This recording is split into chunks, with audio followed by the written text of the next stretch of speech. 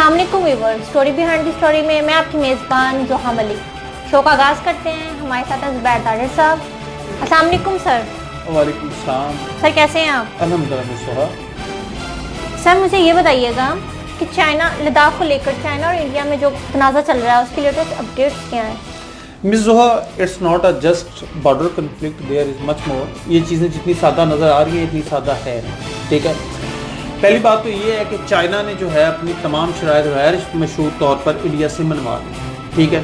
ये तो वो चीज़ है जो सामने नज़र आ रही है। लेकिन दूसरी बात ये है कि चाइना जो है वो चीन के पीछे इस टाइम पे जंग की पूरी तैयारी कर रहा है और चाइना से टाइम गेन कर रहा है, यानी कि इंडिया जो है वो टाइम गेन कर रहा है जंग के लिए। उसकी रीज़न ये है कि उसके ऊपर अमेरिका से भी बहुत ज़्यादा प्रेशर है, इंडिया के अंदर से बहुत ज़्यादा प्रेशर है, ठीक है। तो अब ये है कि अमेरिकन ने उस पर बहुत ज़्यादा इन्वेस्टमेंट की थी, क्या किस लिए? चाइना के मुकाबले में उसे खड़ा करने के लिए। लेकिन अब वो तो तमाम जो इन्वेस्टमेंट थी वो ज़ाया होती नज़र आ रही है, ठीक है। दूसरी बात ये है कि तिब्बत के अंदर चाइना ने इंडियंस का वही असर किया है जो लद्दाख के अंदर किया था, ठीक है। तो अब टाइम गेन तो कर रहा है इंडिया, ठीक है, लेकिन उसके साथ साथ जो है मुज़ाकरात में भी शामिल हो रहा है, ठीक है। रशिया को भी बीच में डाल रहा है, लेकिन ये तमाम चीज़ें जो हैं वो बहुत ज़्यादा कॉम्प्लिकेटेड होना शुरू हो गई हैं।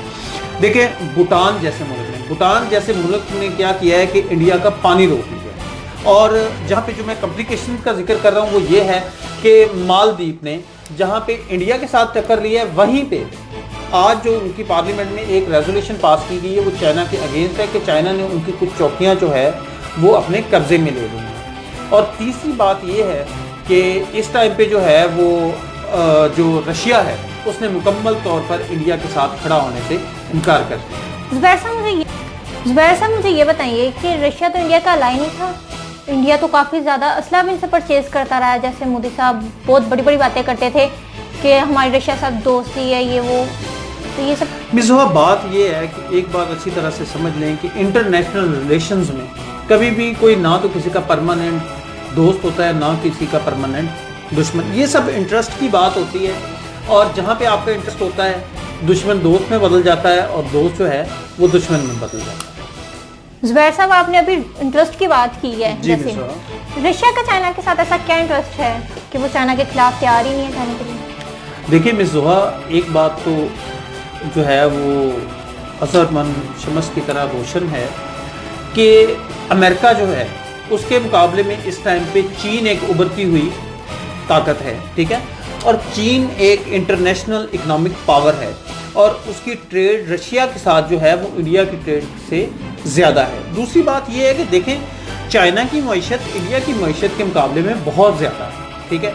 और दूसरा जो ये कहने में आता है कि जनाब इंडिया जो है वो उससे बहुत ज़्यादा वेपन्स लेता है, ये वो, देखिए इंडिया ने बहुत सी जगहों पर उसे डबल क्रॉस करने की कोशिश की है। जैसे S-400 की उससे डील की, उसके अलावा कुछ हेलीकॉप्टर्स भी थे, ठीक है, जिनकी उसके साथ डील हुई। लेकिन बाद में क्या किया कि उसी डील के साथ तो जो डील है उसमें इन्होंने क्या किया कि जब अमेरिका का प्रेशर आना शुरू हुआ तो इन्होंने डिले टैक्टिक्स यूज़ करने शुरू कर दिए डील के साथ। अच्छा, अब सडन चाइना के साथ ये मामला होता है तो ये क्या करते हैं कि फौरी तौर पे राजनाथ साहब जो है वो पहुंचते हैं रशिया और जाके मुतालबा कर देते हैं कि हमें फौरी तौर पे S-400 प्रोवाइड किया जाए।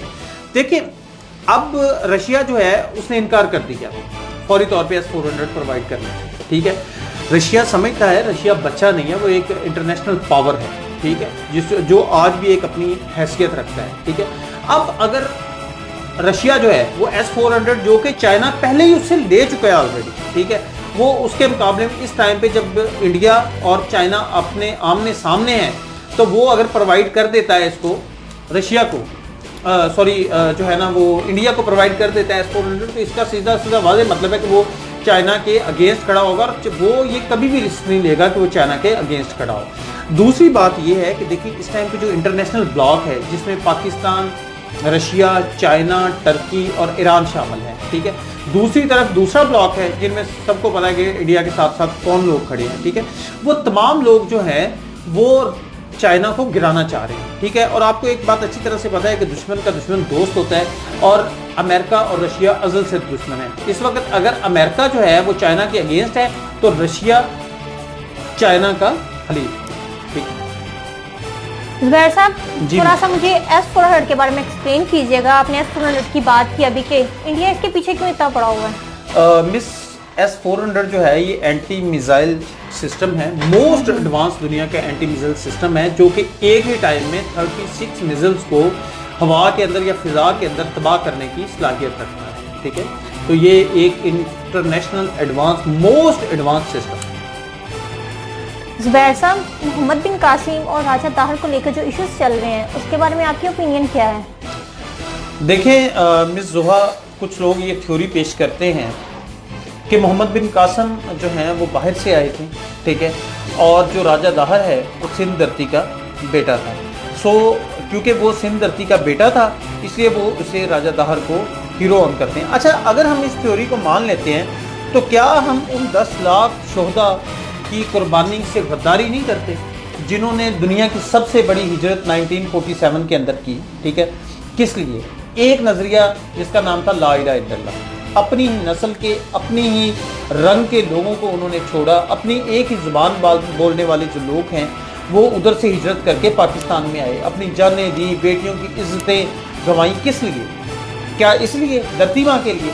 लेकिन इस धरती के नाम पे कभी भी कोई कौम जो है वो नहीं बनती। ठीक है, आप हिस्ट्री उठा के देख लें कि जब जब जो है ज़मीन जो है उसने पानी और अनाज उगाना बंद कर दिया, लोग उठे अपनी माँ को छोड़कर और दूसरों की माँ को जो है वो फतह करने निकल पड़े।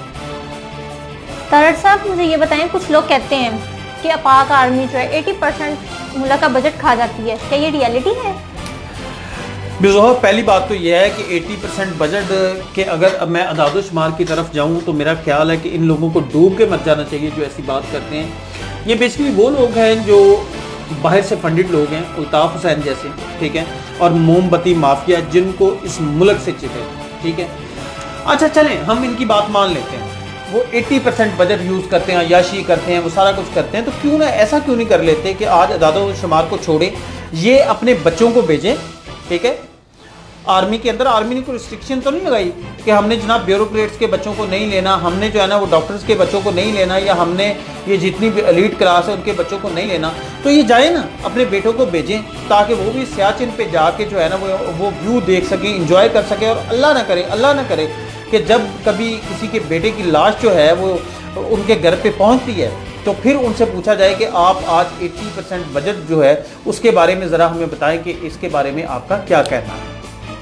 चलें जुबैर साहब, शो के काम की तरफ चलते हैं। मेरा आखिरी सवाल है आपसे कि मुसलमान पूरी दुनिया में रुस्वा क्यों हो रहे हैं?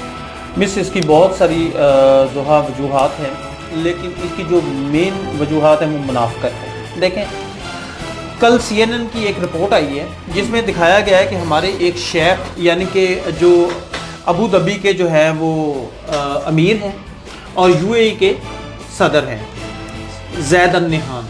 ठीक है, उन्होंने $75 मिलियन का मिनरल वाटर परचेज किया है बाहर से। ठीक है, फ्रांस से वो जो है ना टैंक मिनरल वाटर का परचेज करते हैं, जो कि वो क्या करते हैं अपने घर के इस्तेमाल के लिए, जिसमें आप लगा लें वॉशरूम के लिए भी और दूसरी तीसरी ज़रूरतों के लिए। $75 मिलियन का पानी वो बाहर से फ्रांस से इंपोर्ट करते हैं। ठीक है, तो जब इस लेवल पे हमारे हुक्मरान जो हैं वो अय्याशी करेंगे तो आप कौन सी जो है ना वो एक्सपेक्ट करते हैं हमारी तरक्की और मुसलमानों की खुशहाली। दूसरी बात, ब्लूमबर्ग की कल की एक रिपोर्ट है जिसमें बताया गया है कि माशाल्लाह हमारे जो पाकिस्तान में देखें, एक बंदा मौत के मुंह से निकलता है, ठीक है, कोरोना की वजह से वो बच जाता है, अल्लाह ताला उसे तंदुरुस्ती देता है, वो बाद में क्या कहता है कि मैं 6 लाख का अपना प्लाज्मा सेल करूंगा किसी दूसरे की जान बचाने के लिए, जिसमें कि कल तक वो उसी कंडीशन में खुद भी मुब्तला।